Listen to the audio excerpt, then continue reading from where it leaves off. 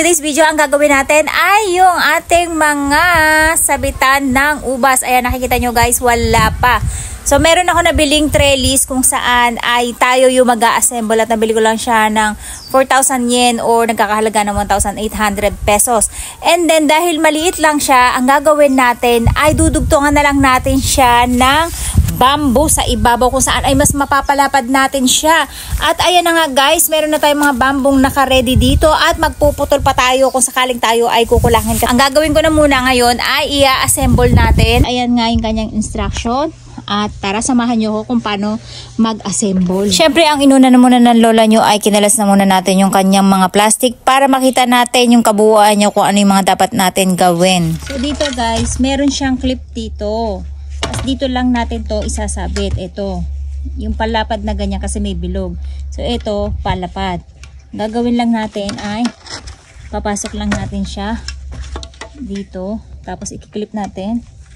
Ayan. Tapos ito yung maglalak sa kanya. So dapat nakasagad na tayo dito. Tapos ikiklip natin sa loob. Ayan. O diba?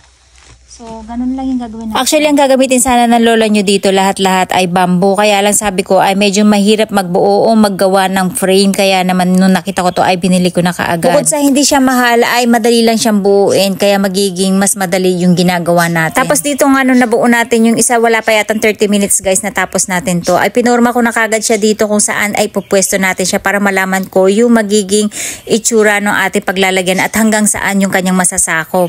So, ayan na guys, naitayo na natin yung isa pero hindi pa dyan nagtatapos yan syempre.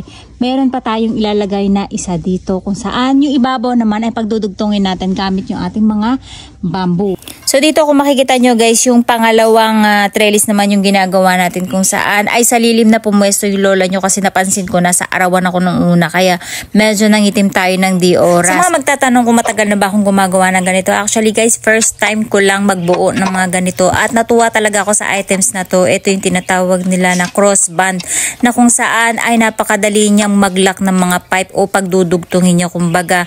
At nakakita nga ako na ito na pumunta ako sa hardware test, tinatanong ko sa sarili ko kung paano to ginagamit. Kaya nung binili natin to ay na-challenge yung lola nyo at eto nga, napakadali niyang ikabit. Kung makikita nyo, ipapasok nyo lang yung tubo doon sa pinakabilog niya and then saka nyo ikiklip sa likod ng pipe. Kaya pala siya tinawag na crossband. At set na nga pala natin tong nabili guys, kaya hindi na ako bumili ng bukod na crossband. At meron din namang nabibili na bukod kung sakaling kayo ay gagamit ng mga extra pipe o kung may pipe kayo sa bahay ninyo or bamboo, pwede din siya. Yun nga lang ay aalamin nyo yung tamang sukat kasi may mas matataba, mas mapapayat. At kung makikita nyo yung lola nyo dito, habang ina-assemble natin siya, nakalapag lang tayo kasi mas mahirap guys mag-assemble nung nakatayo na agad, lalo't kung wala kang kasama. Ganito yung pinaka best way niya. And then dahil magaang lang siya, kaya kayang-kaya nyo rin siyang hilahin pataas patayo kung saan nyo siya ipupwesto. So ayan guys, ganyan yung itsura niya at hindi ko pa ma-decide kung ibabaon ba natin siya kasama nung paso.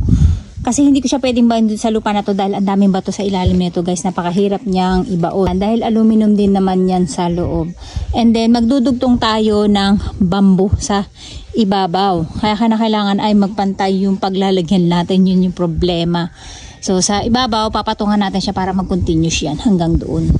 At gagawa natin sila ng brace sa ilalim. Yan yung para hindi sila gumagalaw-galaw pagka may bagyong darating. So napakadali niya lang i-assemble. At kung makikita nyo guys, meron siyang butas dito kung saan ay pagka sakaling may kasya sa kanya na bamboo, pwede tayo magtusok dyan at ma-extend natin siya. Ganun din dito. Pinagtapat natin yung kanyang mga butas sa butas para if ever na pwede tayong magtugtong ng pipe ay pwede natin gawin. Gawin naman natin ay yung mga ubas natin ay lalagyan na natin ng lupa. Ayan. Andito yung isang ubas natin. Ito yung heart shape na ubas. So, kailangan natin siya mapagapang. Pero hindi ko sure kung mamumulaklak siya ngayon kasi bagong bili lang natin yan. So, katulad nung ubas ko na yung bago siya naging hitik sa bulaklak ay umabot siya ng 3 years.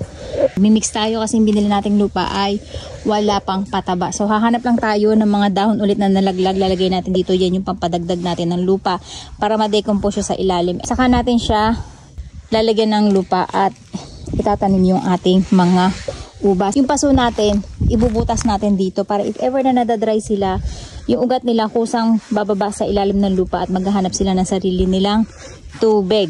Tapos dito guys, bumili lang ako ng lupa sa garden shop at dito may mga mabibili kayo iba't ibang klaseng lupa. Meron yung may halo ng pataba, meron wala. So ito mga binili ko ay piso lang or yung tagpo 40 pesos, 37 pesos lang sa peso natin ang isang bag. Pero wala siyang halong pataba, kundi ito lang yung mga binulok ng mga dahon, ng mga bulok na kahoy at kung ano-ano pa. And then ako na lang yung nag-add ng pataba since may stock tayo. Siyempre ang unang-unang kailanganin natin ay yung chicken manure at yung ating perlite. Nag-add din tayo ng coco peat kung saan ay mas makakadagdag ng lambot at buhaghag sa kanya. So dito guys, kamay lang talaga yung ginagamit ko na panghalo. Ito yung para ma-sure ko na halong-halo sila. At ginagawa ko naman dito guys, kung makikita nyo, yung paso natin, nilagyan ko na muna siya ng mga tuyong dahon sa ilalim. Yan yung para pag nabulok siya ay another pataba siya sa ilalim. Once na nag-extend ng another ugat o yung panibagong ugat yung ating mga itatanim, ay mas lulusog sila. At dahil inabutan na nga ako ng lunch, sila papa na sabi ko ang maghanda ng kakainin namin at dahil maganda yung panahon, gustong-gusto niya mag-barbecue dito sa ginawa nating garden. So ayan na nga at napakasarap naman talagang kumain, lalo na kung naririnig mo yung mga huni ng ibon. So dito guys, gagamit lang tayo ng tie wrap na malalaki. Ito yung pangtatali natin dito sa ating mga pipe. Dito sa tie wrap guys, nahihigpitan nyo nang wala kayong kahirap-hirap. Tinisure lang natin na straight yung ating pagkakatayo ng pipe, hindi sila tabingi. At ayan, kung makikita nyo, straight sila. Naglagay na rin tayo guys ng mga ganito kung saan yan yung magpapatibay sa kanila. Pero nakikita nyo nagalaw pa siya guys, hindi pa yan stable, lalo na kung meron na silang mga gumagapang sa ibabaw. So kailangan natin silang gawing matigas. So dito gagamit tayo ng steel matting. Ito yung magpe-frame sa kanila para sila ay tumigas at ganun ang gagawin natin para hindi sila basta-basta gumalaw. Kung makikita nyo dito guys, ayan, straight din sila mula rito, ganun din dito. Eye level lang yung ginagawa ng lola nyo actually. Kailangan lang natin ay mapagpantayan at magkaroon tayo ng space dito sa likod para pumapasok pa din yung hangin at araw hanggang dito at hindi tayo masiraan ng mga pananim. Ito yung ating kiwi na babae at ito naman yung kiwi natin na lalaki. Ayan, nag-start na silang magkaroon ng mga bulaklak. And then kinakailangan lang natin ito patabas kay papa kasi kung makikita nyo sumikip na dito sa part na to kasi halos sinakop niya na. At magpapaputol din tayo ng mga puno sa ibabaw kasi para magkaroon sila ng mas matinding sinag ng araw. So ayan, naglagay na rin ako dito guys ng steel matting. Ayan, kung makikita nyo. At tie wrap lang din yung ginamit natin pang lock. Sa unang araw guys, ayan, loose yung ating tie wrap. At habang umiinit, hihigpitan lang din natin yan kasi lumuluwag yan katagalan. So ayan. At ganun lang yung gagawin natin dun sa kabila. Na kung makikita nyo ay wala pa siyang frame kaya medyo naka-slant siya. Pero once na nalagyan natin na yan ng frame, magiging straight yan. Guys, binutas ko na rin to yung ating paso. Dinirect natin siya sa lupa para every time na hindi tayo nakapagbigay ng tubig, nakalimutan natin, siya na mismo yung lalabas dito sa paso at gagapang ng kusa dun sa lupa para maghanap ng sarili niyang tubig. And then if ever na halimbawa hindi ko nabili itong bahay na to, hindi tayo masasayangan ng mga pananim, pwede natin tong alisin at dalhin kung saan tayo malilip. Continuous lang natin siyang gawin para matapos na tayo at mag-proceed tayo sa part 2. Nakikita nyo guys, inipit ko yung ating steel matting dito para maka-straight tayo ng tie wrap dito sa mismong pipe niya. Ganon din sa ibabaw. Yan yung para magi-straight sa kanya at magko-correct ng kanyang posisyon na naka-straight siya. Kasi kung makikita nyo dito, straight yung ating pipe. Pagdating dito ay medyo naka-slant. So dapat to ay matulak natin to palabas. Tatandaan guys na naka-straight na yung ating pipe at ito rin yung magpapadagdag tibay sa kanya. Ganun din dito, straight line lang din siya kung makikita nyo.